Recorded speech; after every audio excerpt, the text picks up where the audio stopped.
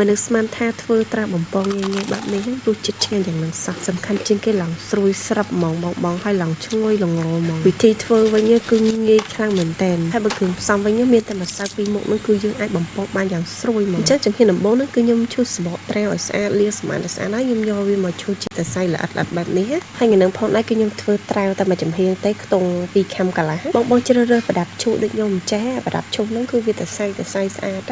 វាអត់មកទាំងផ្ទាំងឯងចឹងទៅពេលដែលយើងឈូសហើយបំពងទៅគឺវាស្រួយសប់សាច់ត្រាវអញ្ចឹងត្រាវមួយចំហៀងហ្នឹងគឺខ្ញុំឈូសបានរួចហើយគឺខ្ញុំចាប់ផ្ដើមយកវាទៅលាយជាមួយនឹងគ្រឿងហ្មងវាមានគុំក្បាក់មួយយើងគោះពងមាន់ចំនួន1គ្រាប់ហើយក្លុកឲ្យម៉ត់សិនណាបងដាក់ពងទាក៏បានពងមាន់ក៏បានដែរដូចគ្នាទេអញ្ចឹងពងមាន់ហ្នឹងទាំងផ្នែកសទាំងផ្នែកក្រហមហ្នឹងគឺយើងគោះវាឲ្យម៉ត់ហើយតមកគឺខ្ញុំចាក់ជាមួយនឹងត្រាវរបស់យើងចូលបន្ទាប់ពីដាក់ត្រាវចូលហើយគឺខ្ញុំចាប់ផ្ដើមលាយជាមួយនឹងម្សៅហ្មងខ្ញុំប្រើម្សៅពោតចំនួន1ស្លាបព្រាបាយបងអាចវល់តាមហ្នឹងណាបើសិនជាទំហំ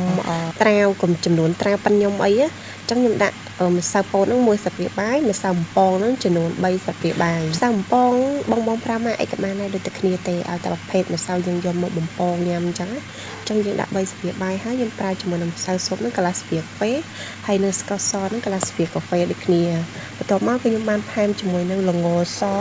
ល្ងដែលយើងប្រឡាក់សាច់ល្ងដែលយើងថែមជាមួយនឹងទឹកជ្រលក់អីហ្នឹងល្ងហ្នឹងល្ងសនេះខ្ញុំដាក់ចំនួន1ស្លាបព្រាបាយគ្រឿងផ្សំដែលខ្ញុំបានដាក់ហ្នឹងគឺមានតែប៉ុណ្្នឹងឯងបងហើយបន្ទាប់មកគឺយើងគ្រាន់តែច្បល់សាច់ត្រាវជាមួយនឹងគ្រឿងរបស់យើងហ្នឹងឲ្យសព្វចូលគ្នាហ្មងនិយាយទៅគឺច្បល់ច្បាច់ចូលគ្នាឲ្យវាទន់អៀកចេញទឹកអញ្ចឹងណាឲ្យវាទន់បែបហ្នឹងដើម្បីយើងយកទៅចៀនទៅគឺវាល្មមស្អាតដូចគ្នាបន្ទាប់ពីខ្ញុំច្របាច់ហើយហ្នឹងគឺខ្ញុំបានផ្អាប់វាឲ្យរៀងជាប់គ្នាសិនហើយខ្ញុំទុកវាចោលបន្ទាប់មកខ្ញុំមកដាក់ខ្លាញ់ដើម្បីយើងបើកឲ្យវាក្តៅខ្លាំងសិនចាំយើងបំពងបើសិនជាបំពងទាំងខ្លាញ់អត់ទាន់ក្តៅ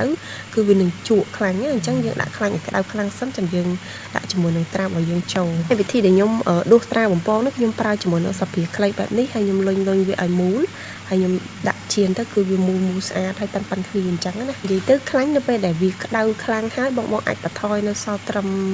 តែចិត្តពាក់កណ្ដាលបានហើយកុំឲ្យវាក្តៅខ្លាំងណាភាសាយើងជៀនត្រាវនេះគឺវាងាយនឹងក្រហមងាយនឹងខ្លោចហើយបើសិនជាត្រាវនេះយើងជៀនតែមិនស្រួលហ្នឹងខ្លោចហ្នឹងគឺល្វីងហីអញ្ចឹងយើងប្រើភ្លើងគឺយើងមើលដែរបងត្រូវតែបន្ថយទៅតាមហ្នឹងនិយាយទៅជៀនហឹម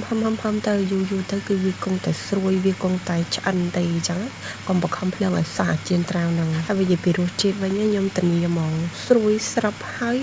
និយាយទៅគឺមានជាតិឆ្ងាញ់ហ្មងបងប្រមុខនេះនិយាយទៅគឺអស់លុយតិចហើយបានទាំងឆ្ងាញ់ទៀតអាហ្នឹងគឺខ្ញុំទិញមកមួយផ្លែហ្នឹងវា2500អញ្ចឹងទៅខ្ញុំយកមកជារៀងយកមកបំពងហើយអស់តែ1000ជាងទេបងហើយគ្រឿងផ្សំអីតិចតួចទៀតអញ្ចឹងណាអញ្ចឹងអស់លុយតិចហើយបានត្រាវបំពងយ៉ាងឆ្ងាញ់ហើយមិនមែនប៉ុណ្្នឹងទេណាបំពងហើយចូលចិត្ត5-10ប្រទេសបងហើយកូនខ្ញុំគឺគាត់ចូលចិត្តខ្លាំងមែនតើវាស្រួយហើយវាមានជាតិតែបើយើងបានមិចជាមួយនឹងសាច់ផ្កាឬក៏សាច់ជ្រូកច្រាំទៀតគឺរត់តែអែមហ្មងចាំបើសិនជាបងចង់សាកធ្វើឲ្យកូនញ៉ាំអីអាចធ្វើចេះបានអស់លុយតិចហើយ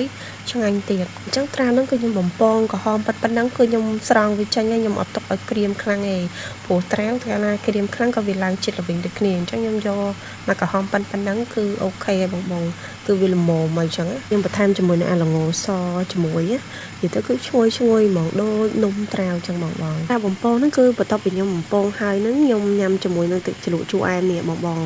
វាឆ្ងាញ់ណាហើយបើយើងចង់ញ៉ាំទៅទេក៏បានអញ្ចឹងវីដេអូដែលខ្ញុំបានធ្វើត្រាវបំពងនេះគឺតែប៉ុណ្្នឹងឯងងាយខ្លាំងមែនតើអញ្ចឹងបងបើសិនជាចង់សាកធ្វើអីកុំភ្លេចធ្វើឲ្យកូនញ៉ាំទាំងអស់គ្នាណាវិធីធ្វើគឺស្រួលខ្លាំងមែនតើអញ្ចឹងសម្រាប់វីដេអូរបស់ខ្ញុំគឺបានដល់ទីបញ្ចប់ហើយបើសិនជាមានចំណុចខ្វះខាតត្រង់ណាសំខាន់តែភ្លេចទៅជួបគ្នាវីដេអូក្រោយជម្រាបលាបាយ